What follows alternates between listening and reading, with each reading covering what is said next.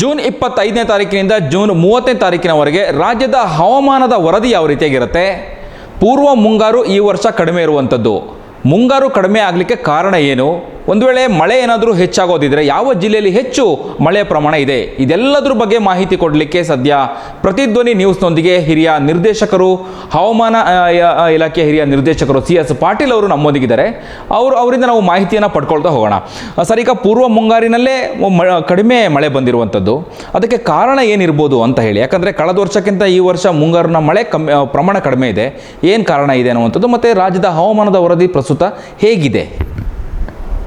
ಈ ಪೂರ್ವ ಮುಂಗಾರು ಮಳೆ ಕಡಿಮೆ ಆಗಲಿಕ್ಕೆ ಮುಖ್ಯ ಕಾರಣವೇನೆಂದರೆ ಎಲ್ನಿನೋ ಅಂತ ಕರಿತೀವಿ ನಾವು. ಎಲ್ನಿನೋ ಅಂದ್ರೆ ಪೆಸಿಫಿಕ್ ಮಹಾಸಾಗರದಲ್ಲಿ ಪೂರ್ವ ಭಾಗದಲ್ಲಿ ನೀರಿನ ಉಷ್ಣಾಂಶ ಏರಿಕೆ ಆಗಿದೆ. ಏರಿಕೆ ಆಗುವುದರಿಂದ ಅಲ್ಲೇ ಜಾಸ್ತಿ ಮಳೆ ಆಗುತ್ತೆ. ಇದರಿಂದ ಜಾಗತಿಕ ಮಟ್ಟದಲ್ಲಿ ವಿಂಡ್ ಪ್ಯಾಟರ್ನ್ ಅಂದರೆ ಗಾಳಿಯ ವೇಗ ಮತ್ತು ಗಾಳಿಯ ದಿಕ್ಕು ಬದಲಾವಣೆ ಆಗ್ತಾವೆ.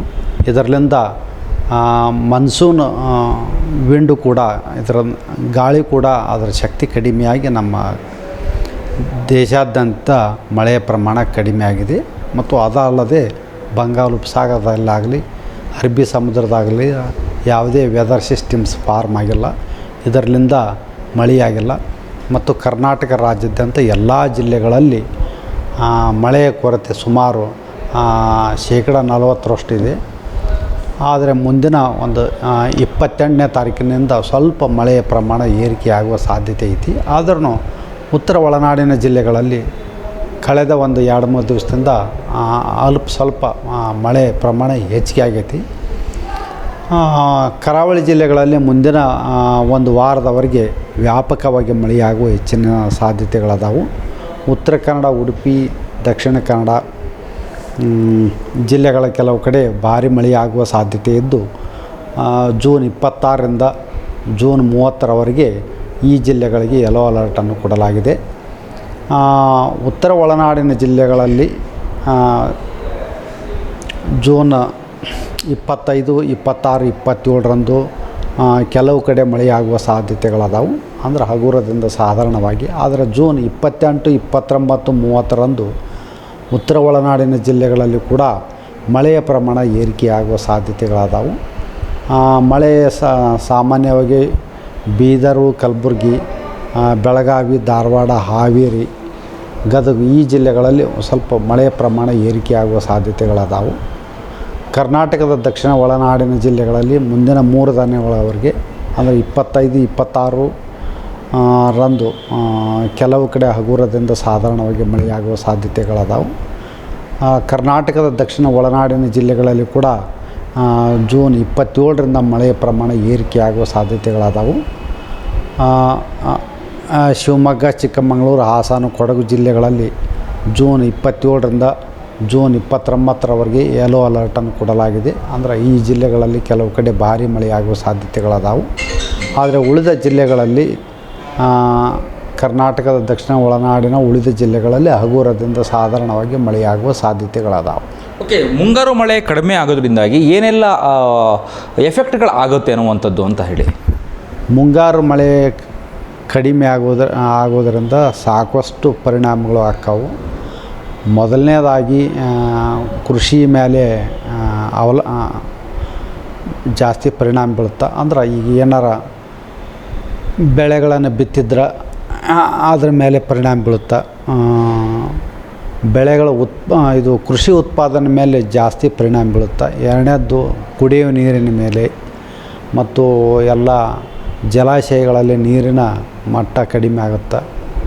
ಮತ್ತು ಅಂತರ್ಜಲನೂ ಕೂಡ ಇದರಿಂದ ಕಡಿಮೆ ಆಗುತ್ತೆ. ಮತ್ತು ಹೈಡ್ರೋ ಎಲೆಕ್ಟ್ರಿಕ್ ಪವರ್ ಪ್ರಾಜೆಕ್ಟ್ಸು ಎಲ್ಲ ಪ್ರತಿಯೊಂದು